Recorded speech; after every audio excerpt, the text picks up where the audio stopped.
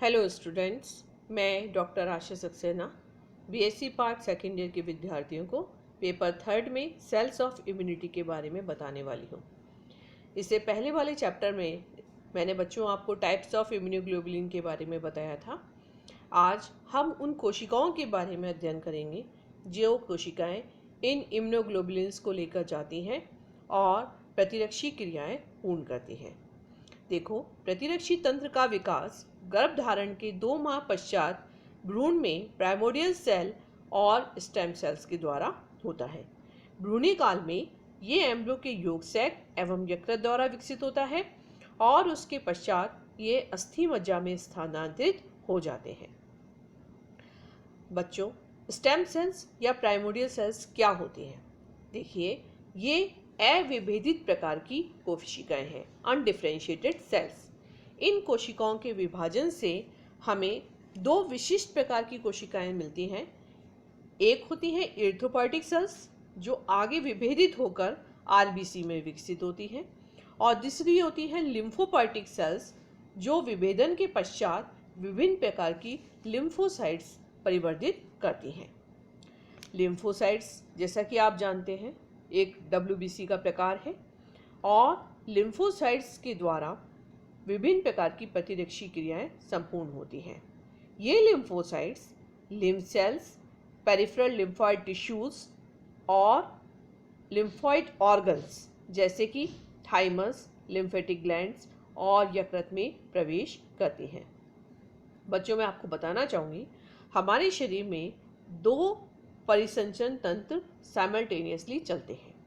एक blood vascular system जिसमें रक्त हमेशा परिसंचरित होता है, और दूसरा लिम्फेटिक सिस्टम जिसके अंदर लिम्फ बहता है।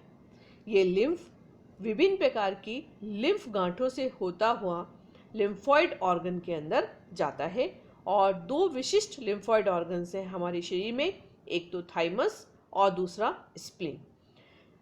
स्प्लीन जो हमारे स्तनियों में जहाँ पर विभिन्न प्रकार की कोशिकाओं का परिवर्धन होता है, इसी के समान पक्षियों में एक संरचना पाई जाती है जिसे बर्सा फैब्रिकस कहते हैं। लिम्फोसाइट्स के परिवर्धन के आधार पे इनको 2 भागों में बांटा है, टी लिम्फोसाइट्स और बी लिम्फोसाइट्स। जिन लिम्फोसाइट्स का परिवर्धन थाइमस में पूर्ण होता है उनको हम टी लिम्फोसाइट्स कहते हैं, और जिन लिम्फोसाइट्स का परिवर्धन बोन मैरो में पूर्ण होता है उनको हम बी लिम्फोसाइट कहते हैं।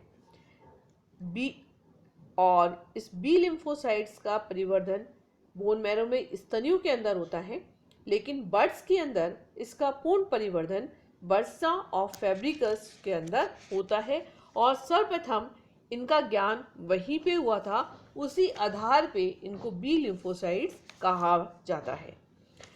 बी लिम्फोसाइट्स, अब हम एक एक करके आते हैं और एक एक लिम्फोसाइट्स के बारे में गहनता से अध्ययन करते हैं। सर्वप्रथम हम बी लिम्फोसाइट्स के बारे में पढ़ रहे हैं। बी लिम्फोसाइट्स बोन मैरो में पूर्ववर्ती कोशिकाओं से बनती हैं, प्रीकर्सर सेल से बनती हैं, और जैसे इनका विभेदन पूर्ण होता है ये एंटीजन से अभिक्रिया करना प्रारंभ करती हैं। एंटीजन से अभिक्रिया करने से पूर्व बी लिम्फोसाइट्स प्लाज्मा सेल्स में परिवर्तित होती हैं, और ये प्लाज्मा सेल्स एंटीबॉडीज का निर्माण करती हैं।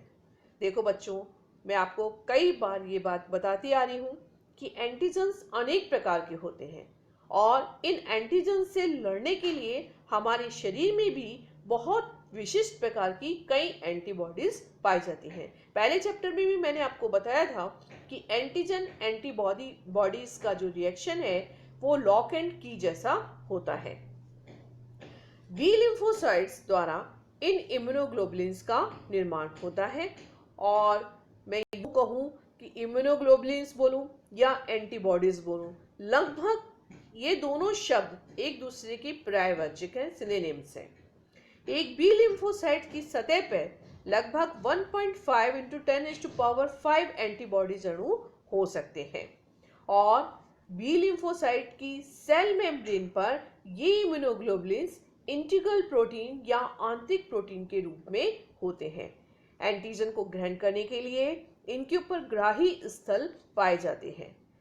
इम्यूनोग्लोबुलिन का, जैसा कि पहले भी मैंने आपको बताया था, कि एक कार्बोक्सी सिरा होता है और एक एमिनो सिरा।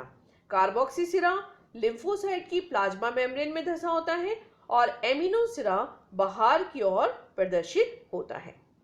इमैच्योर बी लिम्फोसाइट्स पे सामान्यतः इम्यूनोग्लोबुलिन एम का एक मोनोमर उपस्थित होता है, परंतु जैसे ही बी लिम्फोसाइट्स मैच्योर होती हैं, इनके ऊपर इम्यूनोग्लोबुलिन एम के साथ इम्यूनोग्लोबुलिन डी भी देखा जाता है। एक फ्लो चार्ट के द्वारा मैंने आपको बी लिम्फोसाइट्स का परिवर्तन दिखाया है। बी लिम्फोसाइट्स एंटीजन से लड़ने से पहले प्लाज्मा सेल्स में परिवर्तित होती हैं और प्लाज्मा सेल्स एंटीबॉडीज का निर्माण करना प्रारंभ करती हैं। एक समय ऐसा आता है कि शरीर में एंटीजन की मात्रा कम हो जाती है, इसको रेस्टिंग फेज कहा जाता है, और इस समय ये प्लाज्मा सेल्स जो होती हैं वो स्मृति कोशिका या मेमोरी सेल्स में परिवर्तित हो जाती हैं।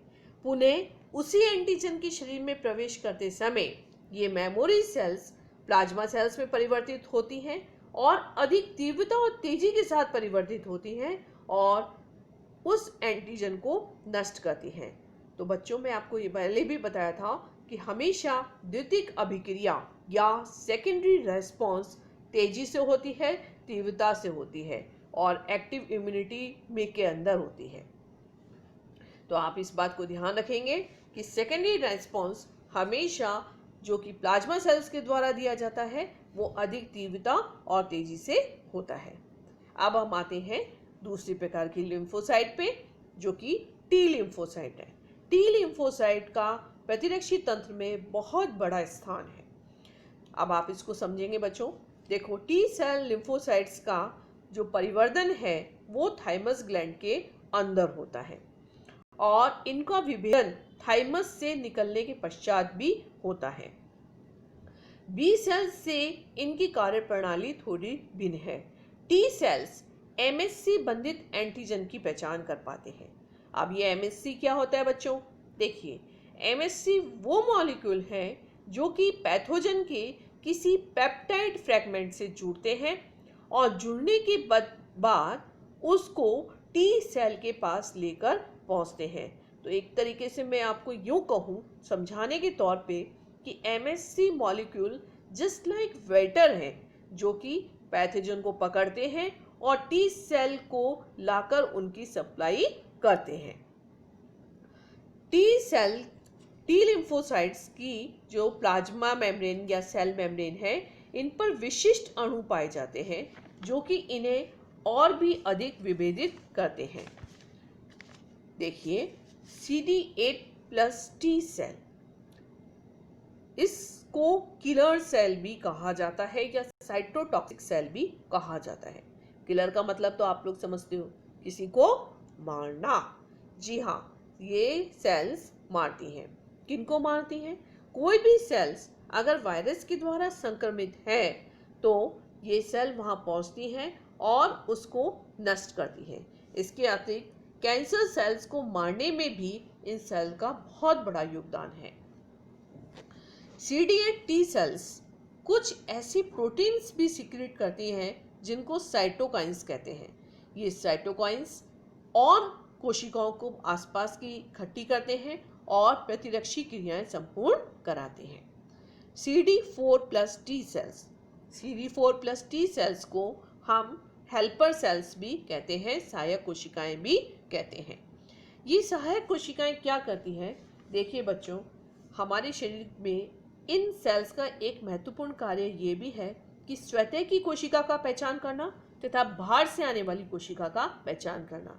यदि टी सेल्स स्वतः कोशिकाओं को नष्ट करने लगेंगी तो हमारे शरीर को नुकसान हो जाएगा। तो टी सेल को ये पहचानने का कार्य भी आना चाहिए कि ये हमारे शरीर की कोशिका है और ये बाहर से आने वाली कोशिका है। तो आपकी CD4+ टी सेल, जिसे आप हेल्पर सेल कह रहे हैं, इसका काम यही है। ये स्वतः कोशिका और बाहर से आने वाली कोशिका में डिफरेंशिएशन कर सकती है। अब आइए रेगुलेटरी टी सेल्स। इनका भी लगभग काम यही है कि ये टॉलरेंस बनाती हैं और बाहर से आने वाली कोशिकाओं को पहचान कर उनको नष्ट करती हैं।